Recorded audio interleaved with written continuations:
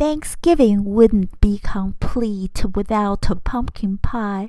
For those health conscious, here's a healthy recipe for a tasty pumpkin pie from the Johns Hopkins University School of Medicine. For the sugar-free crust, you need a third cup of butter-flavored vegetable shortening, a cup of flour, and 3 tablespoons of ice water.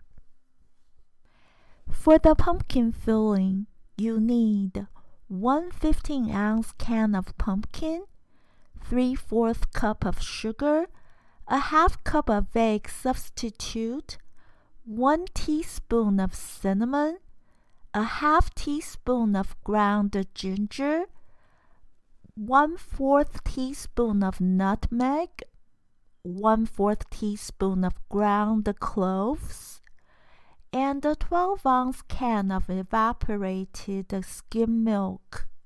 Preheat the oven to 425 degrees Fahrenheit or 218 degrees Celsius. Bake at the same temperature for 15 minutes.